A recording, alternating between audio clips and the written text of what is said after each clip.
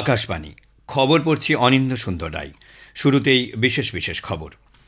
প্রধানমন্ত্রী নরেন্দ্র মোদী গতকাল কাতারের আমির, ওমানের সুলতান এবং কুয়েতের যুবরাজের সঙ্গে টেলিফোনে পশ্চিম এশিয়ার পরিস্থিতি নিয়ে কথা বলেছেন। সেখানকার সাম্প্রতিক ঘটনাবলিতে গভীর উদ্বেগ প্রকাশ করেন তিনি।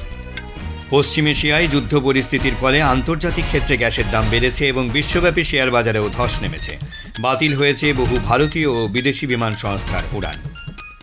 মার্কিন রাষ্ট্রপতি ডোনাল্ড ট্রাম্প যুদ্ধে স্পেনের সমর্থন না মেলায় তাদের সঙ্গে সমস্ত বাণিজ্য বন্ধ করার হুঁশিয়ারি দিয়েছেন।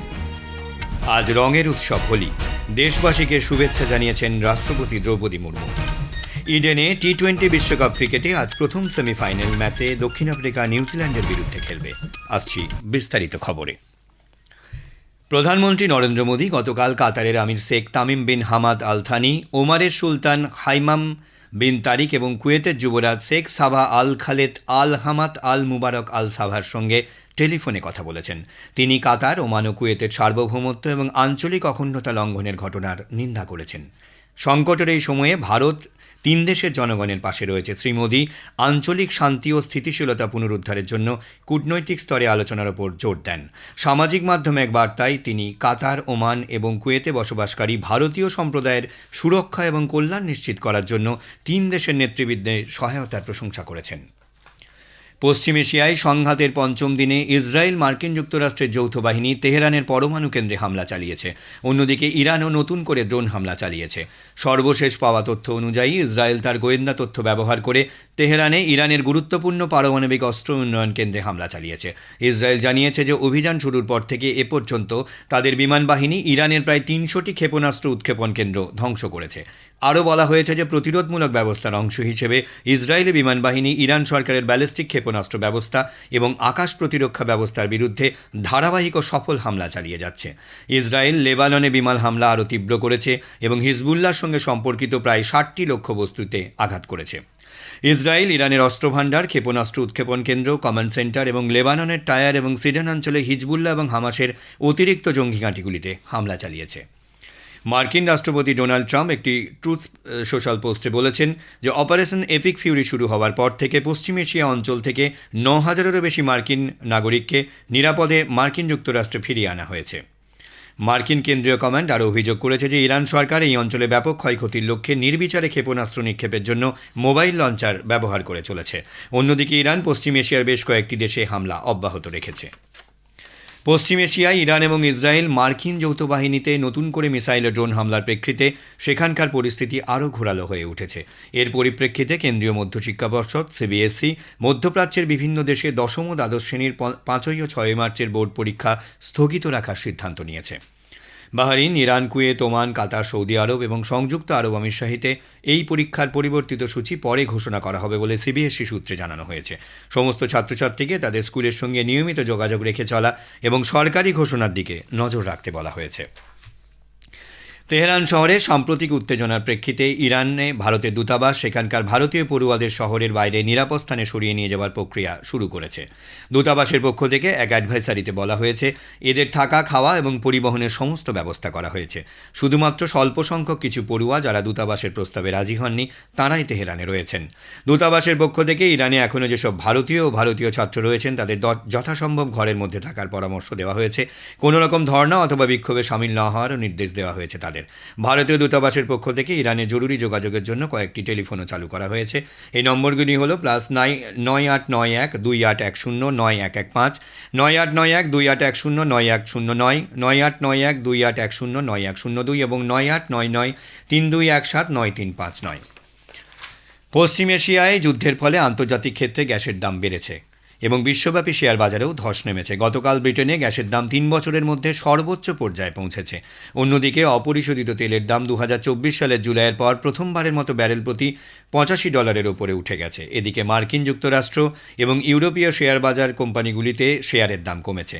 আশঙ্কা করা হচ্ছে ৪ বছর আগে রাশিয়ার ইউক্রেন আক্রমণে যেভাবে জ্বালানির দাম বাড়িয়ে দিয়েছিল, বিশ্বব্যাপী জ্বালানি সরবরাহে আবার সেই প্রভাবই বাড়তে পারে জ্বালানির দাম। অন্যদিকে ব্রিটেনে বাজেটের দায়িত্বে থাকা অফিস সতর্ক করে দিয়ে বলেছে এটা বিশ্ব এবং যুক্তরাজ্যের অর্থনীতির ওপর অত্যন্ত গুরুত্বপূর্ণ প্রভাব ফেলতে পারে।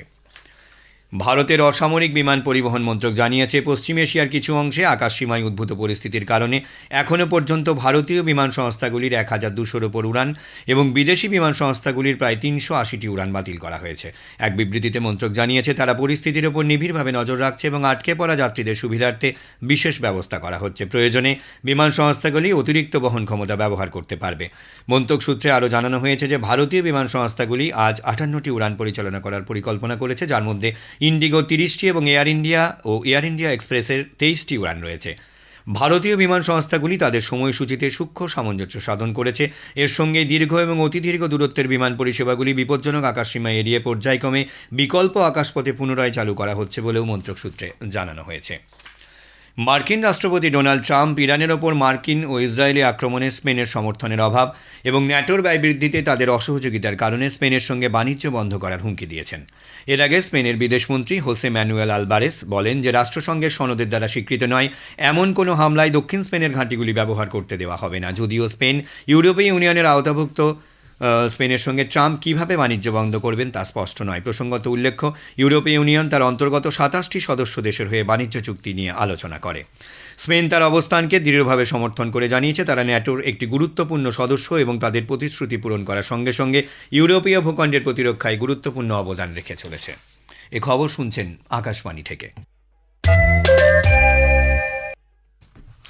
আমাদের সংবাদ শোনা যাবে ইউটিউব চ্যানেল আকাশবাণী সংবাদ বাংলা, ফেসবুক ও ইনস্টাগ্রাম আকাশবাণী সংবাদ কলকাতা এবং এক্স হ্যান্ডেলে এআইআর নিউজ কলকাতাতে। সারা দেশে আজ পালিত হচ্ছে রঙের উৎসব হোলি। রাষ্ট্রপতি দ্রৌপদী মুর্মু ও লোকসভার স্পিকার ওম বিড়লা হোলির প্রাক্কালে দেশবাসীকে শুভেচ্ছা জানিয়েছেন। রাষ্ট্রপতি তাঁর বার্তায় বলেছেন, হোলি আনন্দের উৎসব। এই উদযাপন সামাজিক সম্প্রীতির বার্তা বহন করে।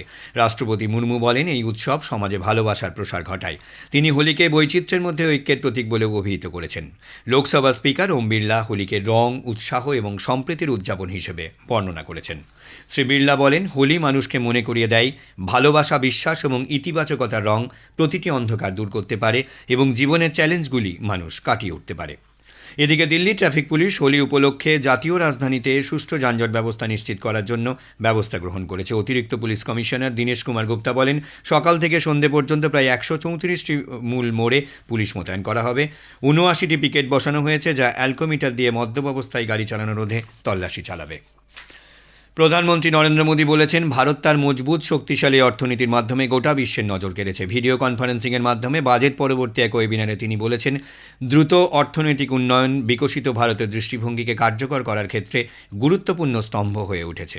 এবারের বাজেট পরবর্তী ওয়েবিনারের মূল ভাবনা ছিল অর্থনৈতিক বৃদ্ধিকে স্থিতিশীল ও শক্তিশালী করা। এ প্রসঙ্গে তিনি বলেন, বিশ্ব আজ নির্ভরযোগ্য অংশীদার খুঁজছে, এক্ষেত্রে ভারত মূল চালিকা শক্তি হয়ে উঠেছে। তিনি বলেন, সরকারের মূল উদ্দেশ্য হল আরও বেশি উৎপাদন, আরও বেশি সংযোগ এবং আরও বেশি রপ্তানি। ভারত বিভিন্ন দেশের সঙ্গে মুক্ত বাণিজ্যে প্রবেশ করেছে, যার জন্য নতুন নতুন সুযোগ উন্মুক্ত হচ্ছে। ভারতীয় জনতা পার্টি আসন্ন রাজ্যসভা দ্বিবার্ষিক নির্বাচনের জন্য ওড়িশা থেকে 2 প্রার্থীর নাম ঘোষণা করেছে। রাজ্য বিজেপি সভাপতি মনমোহন সামাল এবং প্রাক্তন সাংসদ সুজিত কুমারকে ওড়িশা থেকে বিজেপি প্রার্থী হিসেবে মনোনীত করা হয়েছে। রাজ্যে 4টি শূন্য আসনের জন্য রাজ্যসভা নির্বাচনে চলতি মাসের 16 তারিখ অনুষ্ঠিত হবে। মনোনয়নপত্র জমা দেওয়ার শেষ তারিখ 5ই মার্চ, মনোনয়নপত্র যাচাই 6ই মার্চ এবং প্রত্যাহারের শেষ তারিখ 9ই মার্চ। 16ই মার্চ সকাল 9টা থেকে বিকেল 4টে পর্যন্ত ভোট গ্রহণ অনুষ্ঠিত হবে। আসামে বিধানসভা নির্বাচনের জন্য কংগ্রেস গতকাল 42 জনের প্রথম প্রার্থী তালিকা প্রকাশ করেছে। দলের রাজ্য শাখার সভাপতি গৌরব গগৈ জোরহাট আসন থেকে প্রতিদ্বন্দ্বিতা করবেন। বিধানসভার নেতা দেবব্রত শইকিয়া প্রার্থী হচ্ছেন নাজিরা আসনে। রাজ্যসভার প্রাক্তন সাংসদ রিপুন বোরা বারচাল্লা থেকে প্রতিদ্বন্দ্বিতা করবেন। এছাড়া দিশপুর থেকে মীরাবর ঠাকুর গোস্বামী এবং মাজুলি থেকে ইন্দ্রনীল পেগুকে প্রার্থী করা হয়েছে। ইডেনে আজ টি-20 ক্রিকেট বিশ্বকাপের প্রথম সেমিফাইনাল ম্যাচে দক্ষিণ আফ্রিকা নিউজিল্যান্ডের বিরুদ্ধে খেলবে। খেলা শুরু হবে সন্ধ্যে 7টায়। গত বিশ্বকাপের রানার্স দক্ষিণ আফ্রিকা অপরাজিত থেকে এই বিশ্বকাপের সেমিফাইনালে পৌঁছেছে। অন্যদিকে নিউজিল্যান্ড সুপার 8-এ শ্রীলঙ্কাকে পরাজিত করে পাকিস্তান থেকে নেট রান রেটে এগিয়ে থেকে শেষ 4-এ পৌঁছেছে। আগামীকাল মুম্বাইয়ের ওয়াংখেড়ে স্টেডিয়ামে দ্বিতীয় সেমিফাইনালে ভারত ইংল্যান্ডের মুখোমুখি হবে। ফাইনাল রবিবার আহমেদাবাদে। শেষ করার আগে খবরের বিশেষ কিছু অংশ আরও একবার। প্রধানমন্ত্রী নরেন্দ্র মোদী গতকাল কাতারের আমির, ওমানের সুলতান এবং কুয়েতের যুবরাজের সঙ্গে টেলিফোনে পশ্চিম এশিয়ার পরিস্থিতি নিয়ে কথা বলেছেন। সেখানকার সাম্প্রতিক ঘটনাবলিতে গভীর উদ্বেগ প্রকাশ করেন তিনি। পশ্চিম এশিয়ায় যুদ্ধ পরিস্থিতির ফলে আন্তর্জাতিক ক্ষেত্রে গ্যাসের দাম বেড়েছে এবং বিশ্বব্যাপী শেয়ার বাজারেও ধস নেমেছে। বাতিল হয়েছে বহু ভারতীয় ও বিদেশি বিমান সংস্থার উড়ান। খবর এখানে শেষ হলো। পরবর্তী সংবাদ স্থানীয় সংবাদ।